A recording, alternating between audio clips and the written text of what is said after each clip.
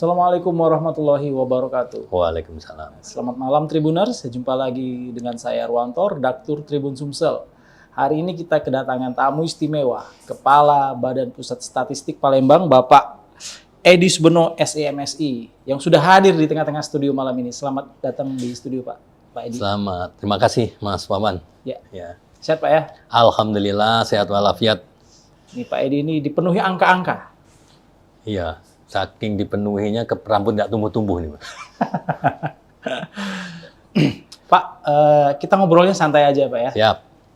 Ini kalau BPS nih, kalau ketika saya kuliah ini statistik, aduh ribet gitu, rumit gitu ya, menghitung setiap hari gitu ya. Rata-rata terus. Nah ini BPS nih mungkin edukasi dulu masyarakat. Tugas besar BPS di tengah-tengah masyarakat ini apa sebenarnya Pak? Makasih Mas Wawan. Memang bukan Mas Wawan saja yang ngomong statistik itu kayak momok gitu ya. Kayak momok yang dapat nilai C aja susah. Ya. Mungkin termasuk saya yang dapat nilai C juga kan nggak tahu juga ya Mas. Karena saya sudah lama lulus jadi tahun 92 ya, sudah berapa tahun, 30-an tahun ya. Jadi banyak yang lupa. Memang statistik ilmunya susah, tapi kalau dipraktekkan nanti tidak semua dipakai ilmunya Mas ya. Ya tergantung apa yang dipegang pekerjaannya apa. Kalau yang di pusat mungkin teori-teori statistik memang harus menguasai kan, karena dia merumuskan secara nasional. Tapi kalau di daerah itu kan aplikasi. Ya, bagaimana penerapannya saja. Nah, kita punya undang-undang Mas ya, Undang-Undang Nomor 16 tahun 97 tentang statistik. Nah, di dalamnya itu ada tugas pokok ya. Ya, di dalamnya itu kan nantinya ada disebutkan beberapa statistik gitu Mas. Ada statistik dasar gitu kan. Statistik dasar itu adalah statistik yang hanya dikumpulkan oleh badan. Artinya badan itu BPS.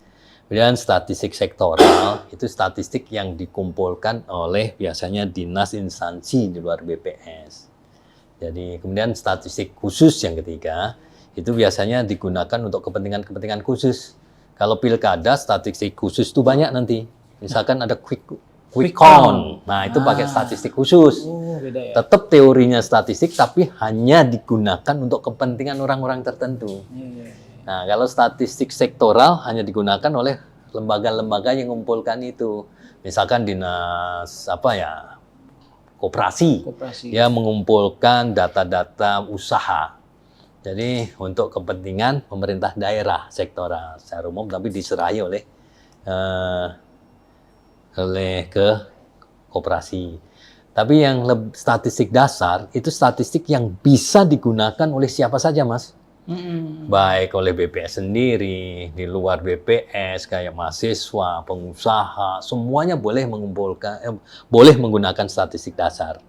Karena itu statistik yang dipakai untuk kepentingan umum gitu loh Mas ya. Nah, statistik dasar itu ada undang-undangnya tadi Mas, nomor 16 tahun 97 statistik. Nah, tugas pokok BPS sebagai pengumpul data statistik dasar, tugas pokoknya utamanya sebetulnya adalah sensus Mas ya. Sensus Pak ya. Ya, yang intinya adalah sensus. Sensus ini ada sensus penduduk. Ya, sensus penduduk itu berakhiran dengan angka 0. Jadi nanti kemarin ketemu tahun 2020, ketemu sensus penduduk. Nanti ketemu lagi di 2030.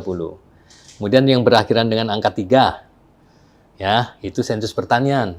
Sensus pertanian itu ketemunya 10 tahun sekali juga. Jadi terakhir 2023, nanti ketemu lagi 2033. Kemudian yang berakhiran 6, itu adalah sensus ekonomi. Yang tahun ini jatuhnya kegiatan sensus ekonomi. Itu caranya. Yang skala-skala kecil kami ada survei Mas ya. Survei itu termasuk juga bagian statistik dasar. Ya, yang bisa digunakan untuk kepentingan umum. Biasanya untuk indikator makro. Misalkan yang terakhir dirilis oleh BPS provinsi, kemiskinan di Sumsel 9,85. Itu hasil dari kegiatan survei. Namanya Survei Sosial Ekonomi Nasional. yang di setahun dilaksanakan 2 kali, itu bulan Maret, itu yang sampelnya lebih banyak, nanti bulan September itu sampelnya sedikit yang hanya mewakili level provinsi. Jadi kami sekarang lagi susenas, ya karena mau Lebaran dimajukan Mas kegiatannya supaya tidak mengganggu konsumsi yang jelas Mas. Nanti kalau dilakukan di bulan puasa, bukan kami pamali kerja di bulan puasa, bukan. Konsumsi masyarakat kan akan meningkat. Ya kan? Nggak, saya di rumah nggak biasa beli pempek, nanti puasa harus ada pempek buka. Itu buka puasa ya. Nah, itu kan akhirnya konsumsi masyarakat akan meningkat. Ya, meningkat. Dan itu dijadikan dasar untuk memutuskan kemiskinan. Kan mungkin ada bias. Bias itu apa? Tidak sesuai dengan kenyataan. Karena belanja di bulan Ramadan itu cenderung besar. Bahkan kita mungkin mengada-ngadakan duit untuk beli itu supaya kebeli barang-barang itu, Mas. Nggak biasa beli cendol, harus beli cendol. Nggak beli sate, nggak beli martabak, akhirnya martabak untuk memenuhi kebutuhan. Akhirnya akan melonjak kan? Nah, harapannya nanti ya bias hasilnya angka tidak mewakili yang kondisi yang sebenarnya. Makanya kami majukan. Maret itu untuk mewakili nanti penghitungan angka kabupaten kota. Jadi berapa kemiskinan 2026 ini hasil nanti yang sekarang lagi jalan. Ya, mudah-mudahan Bapak Ibu yang didatangi oleh petugas BPS bisa memberikan jawaban yang benar gitu. Jangan takut-takut karena kerahasiaan informasi itu dijamin undang-undang. Saya nggak, Mas Wawan nggak, saya bocorin lah.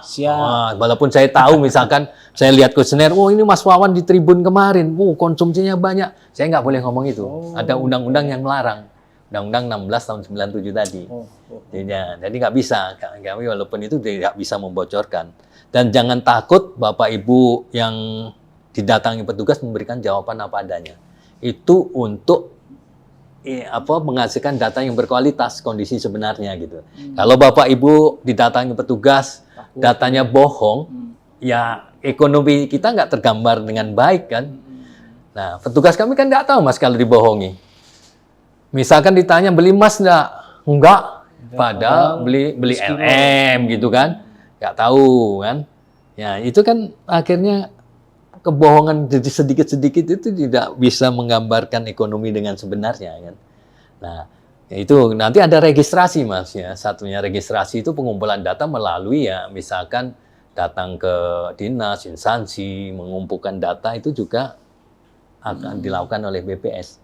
Nah, itulah sensus, survei, registrasi atau dengan catatan-catatan itulah sebetulnya BPS selalu mengumpulkan data. Ya, harapan kami yang didatangi BPS bisa memberikan data yang sebenarnya gitu Mas Wawan. Nah itu loh Mas ya. Kadang kita mengumumkan data. Kalau datanya tidak sesuai gitu, misalkan tidak sesuai, kan banyak dikritik kan. Nah, dengan datanya kritik. BPS begini. Ya, datanya begini nggak sesuai kan ramai tahun kemarin PDRB ngomong punya mobil, padahal sekarang pembelian mobil. Ya terus terang aja Mas, kalau beli mobil sekarang kan kalau sudah punya mobil satu kan sudahlah kan nggak beli lagi. Di saat tahun sebelumnya pembelian mobil banyak, tahun ini tidak, jarang membeli mobil, seolah-olah ekonomi Indonesia lagi lesu. Padahal jualan mobil.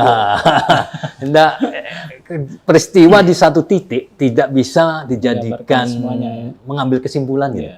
Ya, kalau saya sudah beli mobil satu, masa harus beli lagi kan? Nah, jadi nggak, apalagi sekarang musim online, ya, tinggal manggil aplikasi datang, ya nggak perlu mobil juga nggak apa-apa.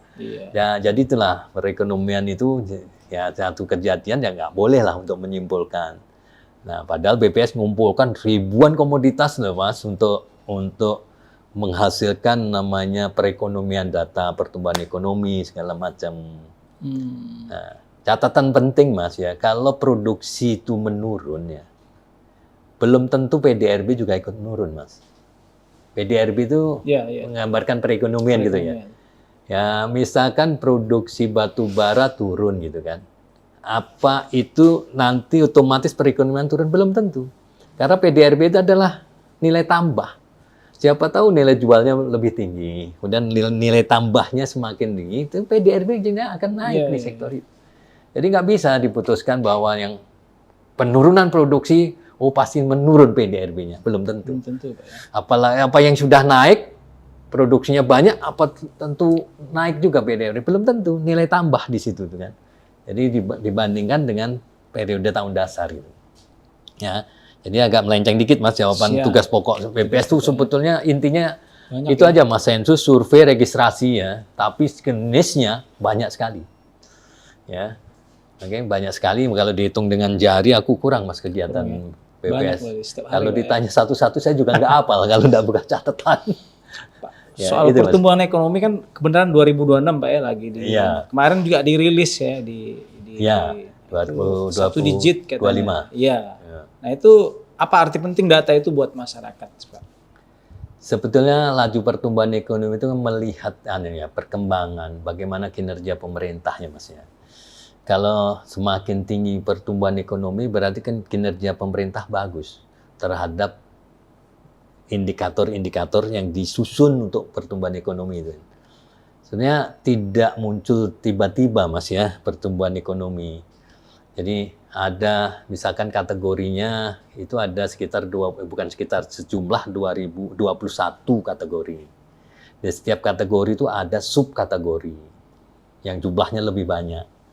Nah, jadi itu dikumpulkan data secara periodik ya, mungkin ada yang di bulanan, ada yang mingguan, ada yang dikutip ya dari dinas instansi, ada yang dapat survei, itu macam-macam itu dikumpulkan. Jadi kalau setiap kategori itu ada peningkatan, berarti kinerja pemerintah kan bagus, Mas. Nah, jadi kadang kategori pertanian misalkan, Palembang kan tidak dominan ya dengan pertanian, kecil sharingnya. Tapi paling besar pertumbuhan ekonomi, Mas. Karena kuenya kecil, ngamatinya lebih gampang kan. Oh, kurang. Enak kan ininya. Kalau kuenya besar, kan semakin kompleks kan. Nah, jadi setiap kategori tadi dengan subkategorinya dikumpulin angkanya, barulah nanti bisa dihitung laju pertumbuhan ekonomi. Lajuan pertumbuhan ekonomi itu pakai tahun dasar, Mas ya. Jadi kalau istilah lajuan pertumbuhan ekonomi itu diukur dari PDRB konstannya. Ya. Jadi dibandingkan dengan tahun 2010 tahun dasarnya. Jadi kalau dibanding 2010 ada peningkatan, ya nilai tambahnya meningkat, berarti PDRB-nya meningkat. Kemudian dibandingkan dengan tahun dasar, rupanya meningkat lagi. Nah itulah makanya tumbuh ekonominya. Tumbuh namanya jadilah nanti pertumbuhan ekonomi. Kalau tidak salah kemarin provinsi 5,35 ya kalau tidak salah. Tapi Palembang belum rilis. Gitu. Belum. Nanti setelah rilis provinsi kita baru nyusul nanti rilisnya. Walaupun sudah ada angkanya misalkan saya belum boleh gitu ya. Belum boleh dipublish ke siapapun. Nah, kepala daerah pun kalau minta juga tidak diizinkan kan. Bisik-bisik bisa. Ya, kalau bisik-bisik saya ketangkep, saya kena nanti. Ada kode etiknya juga kan. Ya, jadi itu sebelum dirilis tidak bisa dibocorkan. Ya, sekarang masih dalam proses, Mas, penghitungan karena beberapa data kan ada yang baru masuk. Kalau level provinsi kan sampelnya sudah jelas. Kalau kabupaten semakin kecil wilayahnya akan semakin sulit statistik. Oke. Ya, jadi mudah-mudahan di bulan puasa nanti akan dirilis lah laju pertumbuhan ekonomi Kota Palembang. Tapi kinerja Kota Palembang laju pertumbuhan ekonominya bagus, Mas. Amannya. Kalau dilihat sampai dengan bulan September, itu tumbuhnya selalu naik gitu loh ya. Naik, Pak ya. Kalau tidak salah bulan Januari, Februari, Maret, atau orang bilang ngomong triwulan 1 gitu ya. Triwulanan gitu ya. Itu 5,01. Kemudian bergeser terus dan terakhir di triwulan 3 itu September, Agustus, Juli ya. Juli, Agustus, September itu tumbuhnya luar biasa 5,82%. Apa Pak yang tertinggi yang menjadi penyumbang pertumbuhan ekonomi? Ya. PDRB itu kan sebetulnya kalau dibilang kan perekonomian, aktivitas yang ada di Kota Palembang itu yang bisa kita kumpulkan datanya. Yang inilah yang signifikan gitu Mas ya. keberadaan SPPG itu MBG ya. MBG Pak ya. Itu sebetulnya perputaran duitnya banyak loh Mas kalau dihitung ya. Itu berapa? Bisa di Ya, kalau hitungan kasar aja lah ya mungkin ya, kita nggak tahu jumlahnya pasti berapa ya, kita ambil rata-rata. Kemarin sampai akhir Desember itu ada 121 SPPG di Palembang kan. Jadi misalkan dirata-ratakan, karena dulu kan masih bebas ya, ada yang 2.000 siswa, ada yang 4.000 siswa gitu. Sebetulnya nanti akan dirata-rata, kemarin di bulan November itu dirata-ratakan setiap SPBG adalah 3.000. 3.000 termasuk yang ibu hamil segala macam, itu kan tidak harus siswa kan. Kalau masing-masing 15.000 yang dikucurkan dari pusatnya, berapa lah Mas? 15.000. Kalau satu SPBG 15.000 kali 3.000. Kan duitnya udah banyak. Belum kali 121. Nah, biasa ya. Banyak lah hitung-hitungan, kalkulator saya bingung hitungnya. Karena saya belum pernah udah melihat duit sebanyak itu. Ya. Ya 15 kali 30 kali 121 apa mungkin enggak sekitar 5 miliaran per hari. Satu hari. Per hari. Kalau sudah 3 bulan, sebulan 30 kali 5 miliar. Sudah sekitar ini kan 22 hari ya SPBG itu ya. Karena hari Minggu libur mungkin ya. Ya, jadi banyak duitnya. Nah, itu tertangkap di kegiatan PDRB, Mas. Ya, penyediaan akomodasi, konsumsi segala macam itu kan. Nah, terdata kan. Akhirnya di kategori yang naik kan. Naik ya, rupiahnya naiknya, naik kan, dikurskan kan ketemu rupiah gitu kan. Jadi harga berlaku ya, di harga berlaku kan ketemu jumlahnya. Nah, ini pertanyaan agak ini dikit Pak. Kan orang dapat MBG siswa Pak ya. Apakah artinya pengeluaran masyarakat itu berkurang gitu? Karena anak nggak makan lagi gitu, hitung-hitungannya kayak gitu Pak. Itu gimana Bapak jelasinnya itu? Ya, kemarin saya kan juga ada kebagian tugas dari pemerintah untuk kegiatan MBG ini. Ada 2 kegiatan ya.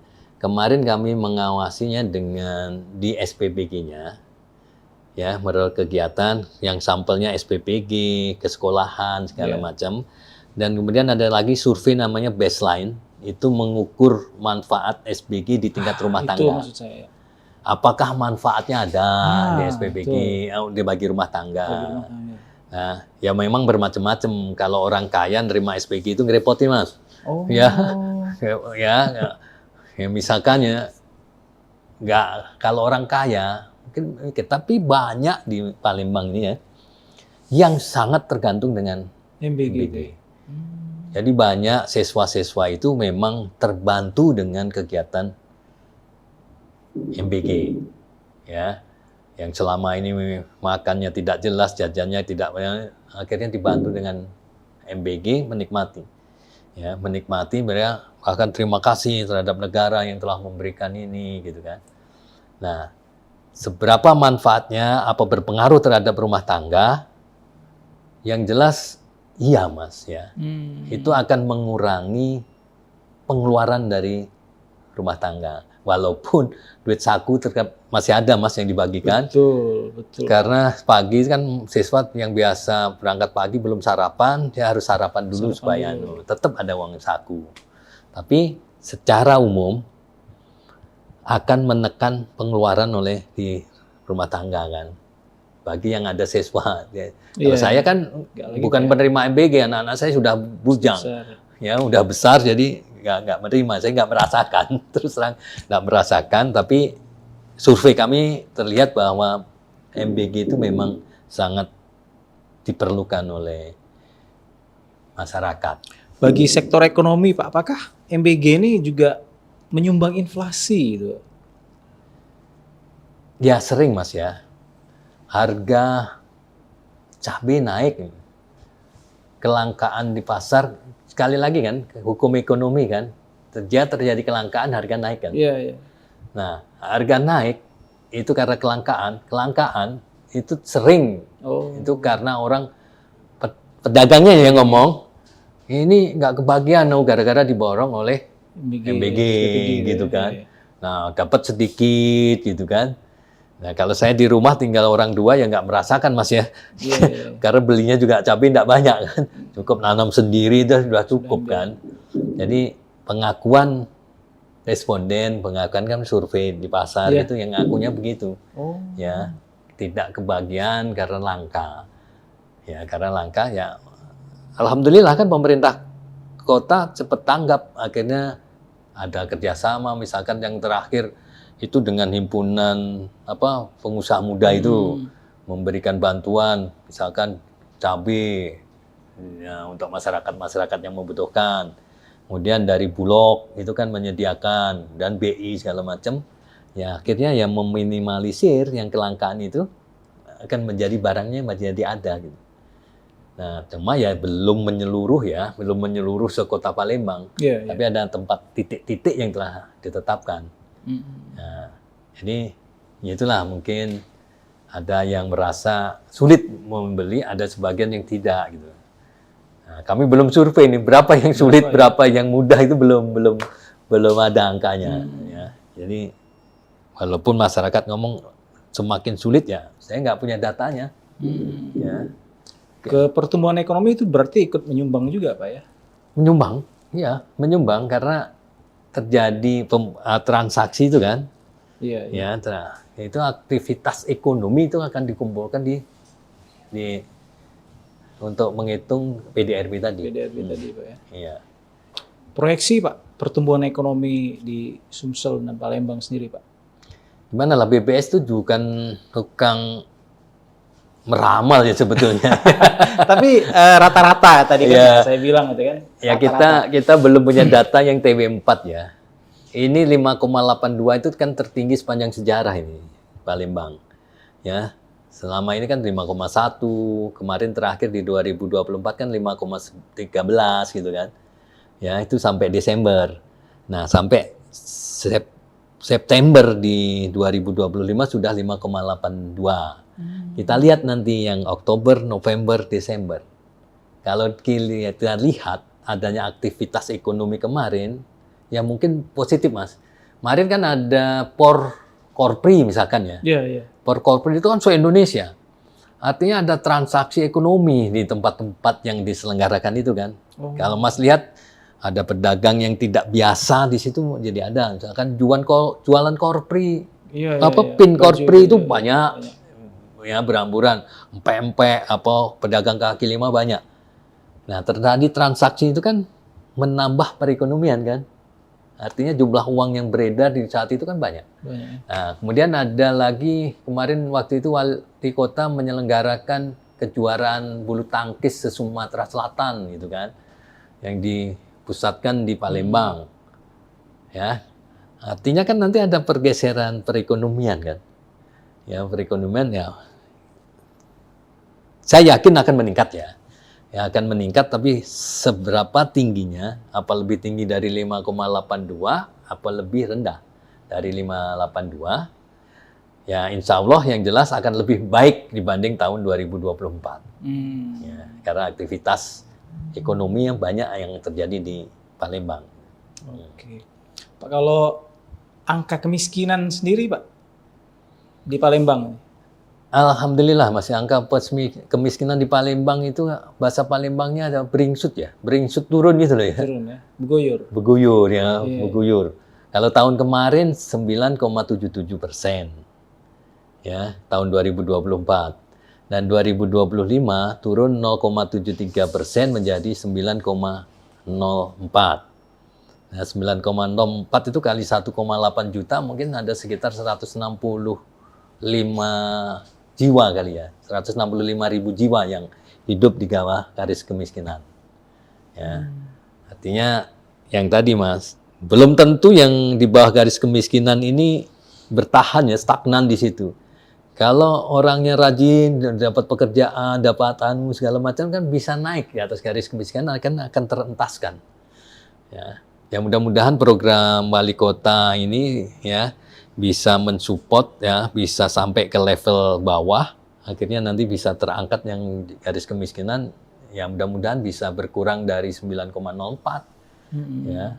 Ya nggak tahu program pemerintah ini ya, saya sering masih diskusi dengan OPD terkait apa yang menjadi program prioritas gitu loh yang ada di Kota Palembang, Dan itu kan kami rekam kan. Kami rekam, kami lihat gitu kan, untuk melihat anomalinya yang apa gitu nanti. Ya mudah-mudahan bisa lebih kecil lagi di tahun dibanding 2025. Ya, mudah-mudahan, wallahu alam bishawab nih Mas. Saya nggak bisa meramal itu. Iya. Tapi bisa memprediksi Pak ya. Iya, tapi lagi survei kami nih Mas. Oh iya, apa tuh Pak? Ya, survei untuk menghitung kemiskinan namanya survei sosial ekonomi nasional tadi. Jadi kami masih datangi rumah tangga yang terpilih ya karena survei sampel namanya. Nah, sampel itu jumlahnya harus bisa mewakili Kota Palembang. Banyak ini sampelnya, ya 900-an rumah tangga lah ya. Ya, 900 rumah tangga itu sudah layak untuk dijadikan dasar ngitung kemiskinan di Palembang. Ya, kalau 900 rumah tangga, kalau rumah tangganya 4 kan sudah 3.600 orang yang kita survei. Ya. Kemarin Dinas Kesehatan merilis ada penghapusan penerima manfaat BPI ya Pak, kalau nggak salah Pak ya.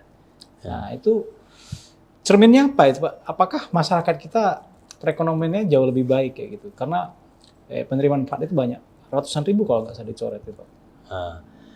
Kalau kaitan bantuan itu kan sebetulnya satu ya, mungkin ketersediaan anggaran yang mulai berkurang mungkin ya, atau yang kedua datanya belum valid. Ya, daripada salah memberikan bantuan, kayaknya mungkin bukan ditunda, mungkin jangan-jangan ditunda gitu Mas ya. Nah, karena kami sendiri masih mau mengupdate data penerima manfaat itu, yaitu melalui program atau datanya adalah DTSEN, Data Tunggal Sosial Ekonomi. Itu yang akan dijadikan dasar untuk penerima manfaat tadi. Ya, mudah-mudahan data terkini nanti bisa tepat sasaran, siapa yang akan dibantu, mudah-mudahan tepat sasaran. Saya misalkan gini Mas ya, data yang harus dibantu itu misalkan di Palembang ada 100.000 misalkan. Ya. Kalau anggarannya hanya mampu 80.000. Iya. Terpaksa tahun kemarin misalkan 90.000 gitu. Kan artinya berkurang 10.000. Ada beberapa yang dihapus gitu kan. Ada yang berkurang, tergantung ketersediaan anggaran. Jadi mudah-mudahan ya kalau uangnya banyak, yang miskin itu 165.000 bisa dibantu semua ya alhamdulillah. Tapi ya belum ada lah Mas ya, 165.000 dibagi bantuan semuanya mungkin belum ya. Belum. Kalau 165.000 kali 10.000 aja duitnya udah berapa tuh Mas ya? Waduh, bingung hitungnya. Ya, saya juga bingung hitungnya. Jadi ya mudah-mudahan kita berdoa dengan yakin pemerintahan sekarang pasti memperhatikan masyarakat yang miskin. Cuma cara membantunya ya itu tergantung pemerintah. BPS nggak punya hak untuk itu. BPS hanya memberikan, oh ini loh datanya yang bisa akan menerima bantuan. Ya. Jadi ada kriteria-kriterianya Mas ya. Oke. Pertanyaan terakhir Pak ini Pak ya, bisa nambah juga. BPS sering merilis data itu ya soal inflasi kayak gitu kan. Ini harga emas nih menyumbang inflasi. Nah itu apa arti penting data itu Pak bagi publik Pak? Apakah harus beli emas gitu, investasi gitu? Nah, itu gimana Pak? Oh siap. Inflasi itu kan sebenarnya salah satu indikator menghitung upah minimum regional nih Mas ya. Ya. Jadi itu untuk menetapkan berapa upah buruh gitu Mas. Nah, itu upah buruh. Semakin tinggi inflasi, upah buruh kan akan semakin tinggi Mas. Ya. Tapi semakin tinggi inflasi, artinya inflasi di suatu wilayah tidak bisa terkendali kan. Ini kan rapor jelek. Ya kayak buah si malakama lah Mas ya. Di satu sisi ini kalau tinggi akan menilai pemerintah kurang bisa mengendalikan inflasi, sementara yang pihak untuk menerima UMR tadi kan butuh inflasi yang tinggi. Nah, jadi tugas pemerintah tetap harus mengendalikan inflasi ya. Ya, mengendalikan inflasi supaya tidak tinggi. Kalau inflasi hyperinflasi itu muncul yang terjadi di tahun-tahun zaman dulu kan. Indonesia sampai mengurangi nilai rupiah dulu kan, dipangkas gitu, Pak, ya. apa namanya itu, Iya. pemangkasan nilai Pemangkasan rupiah gitu loh ya. Nah, karena hyperinflasi kan. Jadi mudah-mudahan tidak sampai hyper, makanya tugas pemerintah sekarang mengamati inflasi terus jalan. Kalau sudah tinggi, biasanya ada sekarang TPID Mas ya, tim pengendali inflasi daerah itu sudah bergerak Mas. Oh, misalkan emas tinggi. Kalau emas itu kan harganya tidak bisa Intervensi ya. intervensi. Karena itu internasional kan. Tapi kalau ikan patin itu kan bisa. Melalui Dinas Perikanan harus bisa ditambah gitu ya. apa masalahnya kan? Karena kepala daerah kan harus mengamati itu semua. Dan selalu yang kepala OPD kan selalu harus punya yang terbaik kan di antara itu kan. Jadi bisa bergerak cepat. Apakah kita harus beli emas supaya beli? Ya, itu kan individu Mas. Oh, tergantung Pak. Ya, Kalau silakan beli Pak ya. Iya, ya. Kalau saya sering hobi beli emas kan selalu ngamati mas. Oh harga turun, nah belilah segram jadilah kayak gitu kan. Ya, walaupun kami punya data perkembangan harga, ya harga inflasi itu kita amati ya. Kita amati terus ya untuk mengendalikan inflasi.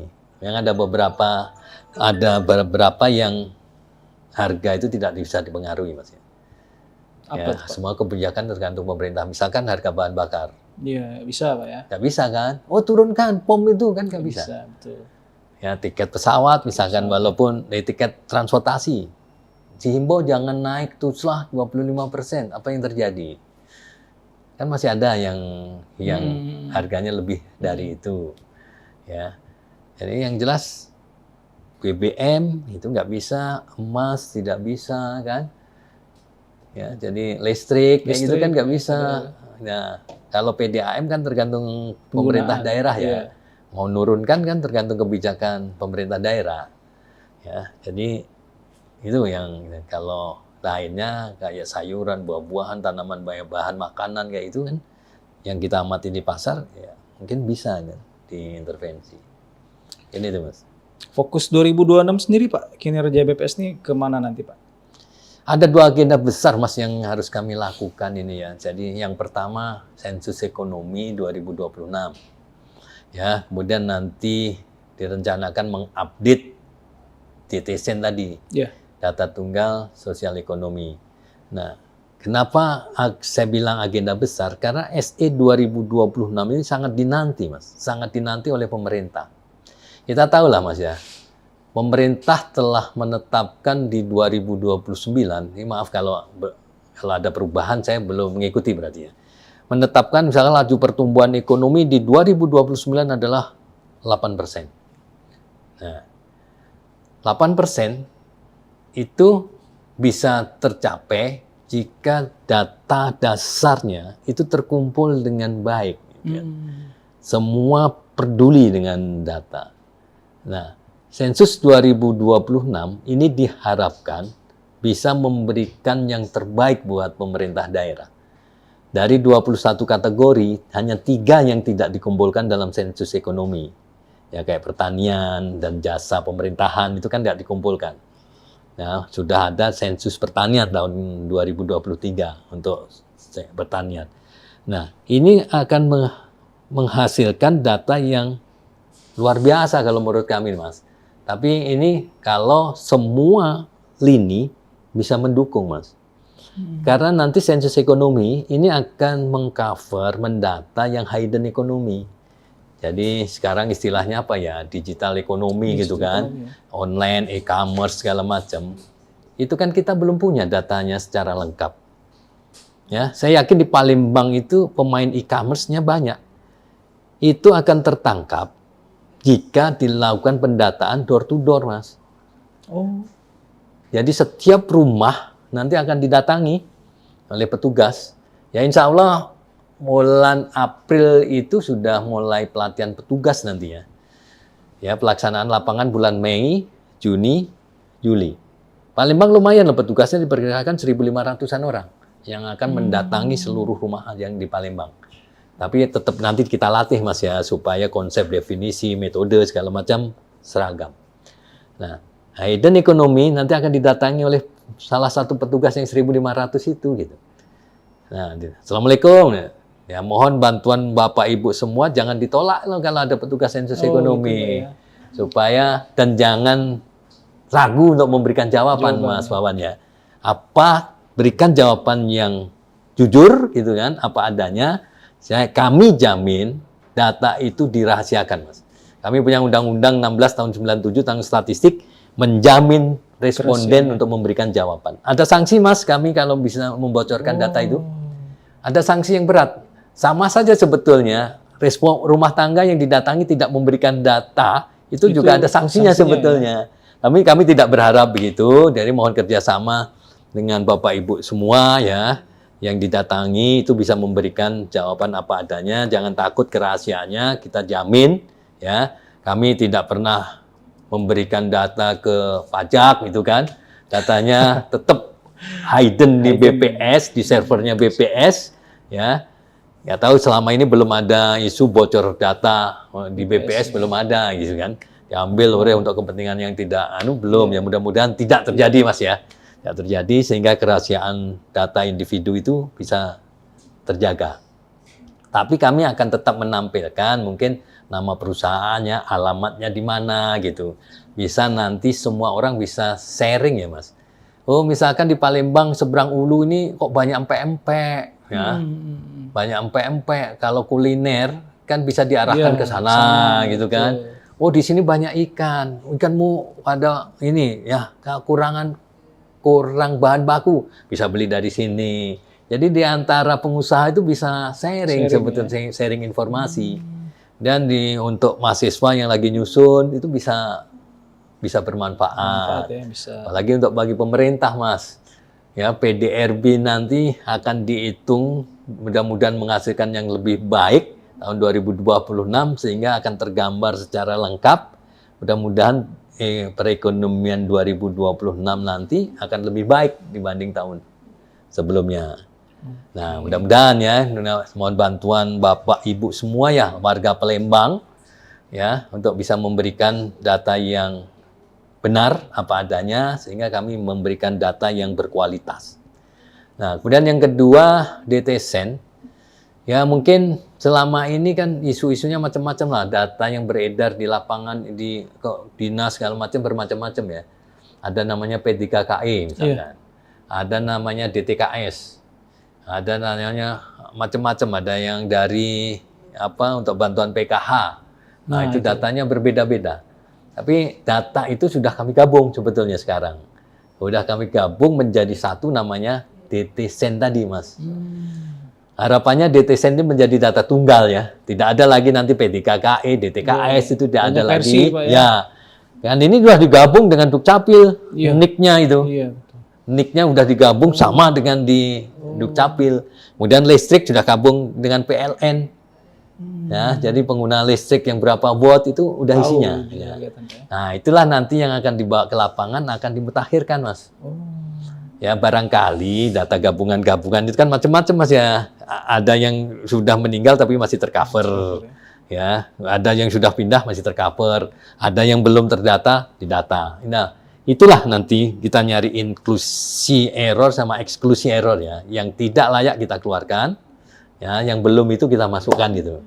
Mudah-mudahan bisa melengkapi data itu 100% penduduk di Palembang akan terdata di DTSen.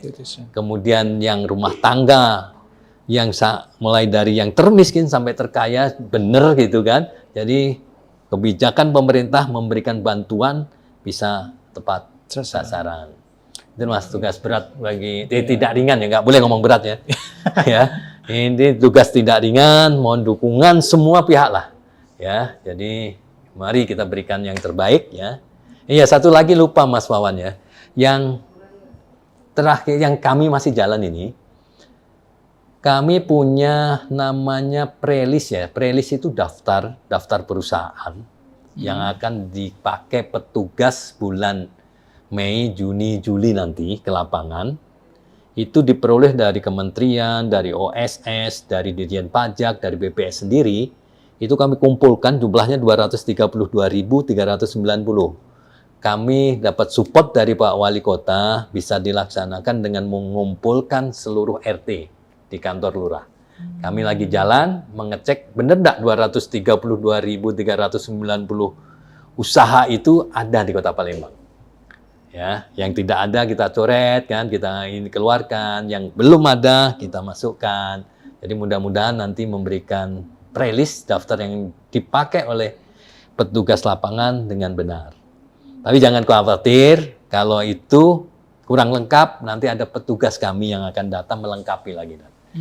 Perkiraan saya di atas 300.000 lah Mas, perusahaan di atas di Palembang ini. Karena e-commerce tadi, e-commerce belum terdeteksi. Apa bisa Pak RT memberikan informasi seluruhnya? Shopee gitu. Wow, di sana itu Tokopedia, ada pemain online gini. Online, Nah, iya. mungkin nggak seluruhnya, ya.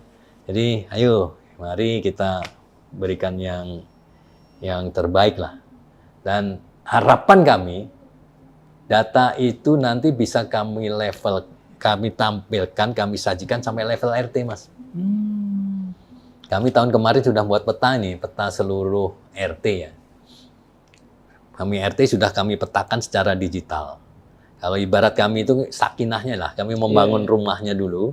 Tahun 2026 akan kami isi nih. Mudah-mudahan isinya mawadah warohmah, Mas. Jadi informasinya benar yang ada di RT itu, ya. Jadi mohon dukungan lah. Mudah-mudahan SE ini menghasilkan sakinah mawadah warohmah lah. Pak, closing statement nih Pak, terakhir ya, nih, siap. apa pesan Bapak buat para masyarakat? Oke ya, makasih Mas Wawan, Bapak, Ibu ya, yang menyaksikan ini, saya mohon dukungan aja lah ya, dukungan kepada masyarakat atau warga Kota Palembang.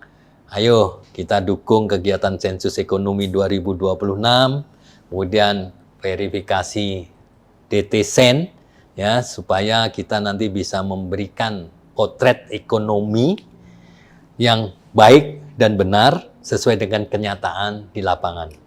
Tentunya bantuan Bapak Ibu untuk memberikan data yang sesuai dengan kondisi lapangan itu sangat diharapkan supaya kita tidak menghasilkan data yang kurang berkualitas. Mungkin itu Mas Wawan. Oke, terima kasih banyak Pak Edi. Siap. Mudah-mudahan sukses Pak ya. Amin, amin. Oke.